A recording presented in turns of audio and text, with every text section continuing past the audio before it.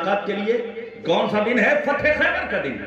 जैसे ही नबी की निगाह जनाब जाफर पर पड़ी, नबी खातम कहते हैं मुझे नहीं मालूम कि मैं फतेह खैबर का जश्न मनाऊं या जाफर की आमद पर इजहार मसरत करूं। फरीद के तैयार होने से पहले उसके चंदन की चौकी के नीचे शक्कर की कौली रख दी। फरीद जी आए, नमाज पढ़ी तो देखा कि अल्लाह ने आज शक्कर रखी है, अगले दिन खजूरें रखी हैं, तीसरे दिन लड्डू रखे हैं, चौथे दिन बर्फी रखी है। एक जाग लग गई, लाग लग गई, आदत पड़ गई खुदा की नमाज पढ़ने की।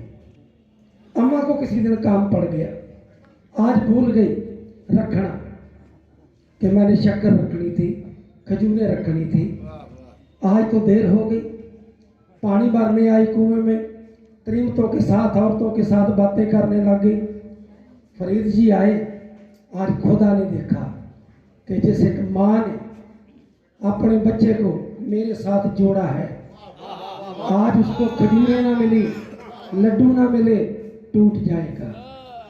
आज खुदा प्रकट हुआ, खुदा ने आके खजूरें भी रखी, लड्डू भी रखे, सब कुछ रखा।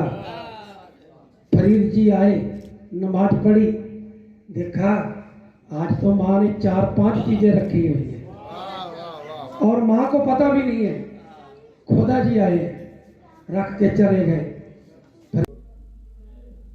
बिस्मिल्लाहिर्रहमानिर्रहीम।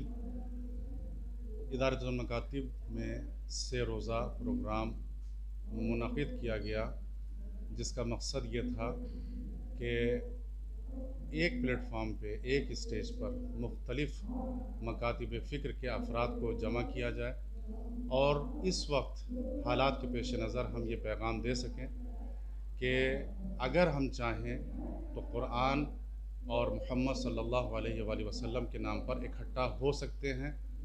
और इदारतुल मकातिब ने ये काम कर के भी दिखाया कि तमाम दुनिया में ये पैगाम पहुंचा कि अभी भी हमारे प्यारे मुल्क हिंदुस्तान में वो कदीम रिवायत मौजूद है कि जहां एक स्टेज पर तमाम फ़िरक़े और मज़ाहिब के लोग इकट्ठा हो सकते हैं और अभी भी हमारे अंदर वो जज्बा, वो हुब्बुल वतनी मौजूद है कि जिसके तहत हम तमाम अपने इख्तिलाफ़ात को भुलाकर भाईचारगी का पैगाम इस पाक सरज़मीन हिंदुस्तान से पूरी दुनिया में फैला सकते हैं। इदारतुल मकातिब का मकसद यही था इस से रोज़ा प्रोग्राम से कि हम जो पूरी दुनिया में ये मीडिया के ज़रिए या दूसरे जो गलत प्रोपेगेंडे किए जा रहे हैं कि हिंदुस्तान में नस्लकुशी हो रही है या गलत तरीक़े से लोगों को सताया जा रहा है, इस पैगाम को ख़त्म करने के लिए जो एक गलत तरीक़े से फैलाया जा रहा है कि हमारे अंदर भाईचारगी नहीं रह गई है, इख़्वत नहीं रह गई है, हम इकट्ठा नहीं हो सकते हैं।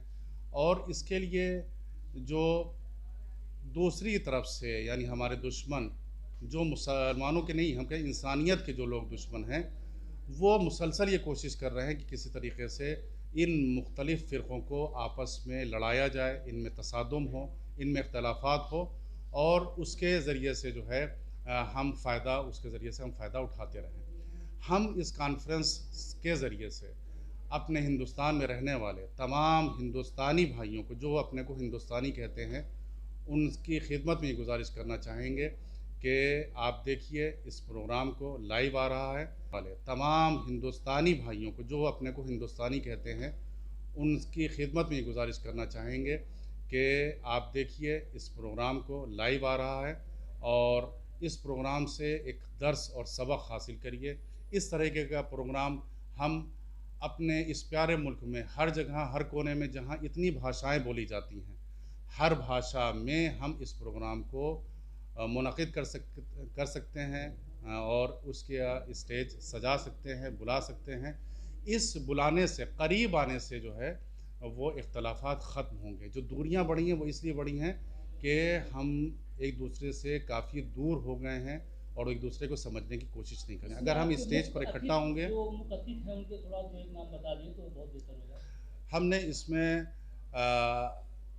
जो अहले सुन्नत बरादरान हैं उसमें से बाज़ स्कॉलर्स को बुलाया है, जिसमें मौलाना अलीम अशरफ जैसी साहब हैं, मौलाना जहांगीर आलम कासमी साहब हैं, मौलाना कौसर नदवी साहब हैं, और इसी तरीके से गैर मुस्लिम बरादरान में से हमने श्री कल्याण मित्रा, महंत देवागिरी और श्री अखिलेश पांडे, इन सब को दावत दी है। इसमें से बाज़ अफराद आ चुके हैं और बाज़ अफराद इंशाअल्लाह आज के प्रोग्राम में शरीक होंगे।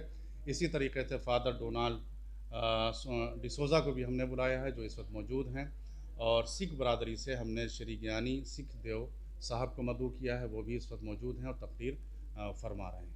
तकरीबन कै फ़िरक़े आपने बुलाए हैं यहाँ पर, कै फ़ीसदी लोग यहाँ पर मौजूद हैं? फ़िरक़े तो इस तरीके से अगर आप पूछेंगे तो बहुत से हैं हिंदुस्तान में। हमने जो मुख्तलिफ़ मज़हब कह सकें कि जो मशहूर मज़हब हैं उसमें से तकरीबन 5 मज़हब के लोगों को बुलाया है, जो दीन जिसे कहा जाता है कि साहिब दीन है, यानी बैनुल अदियान कॉन्फ्रेंस कोशिश की गई है कि मुनक़िद की जाए।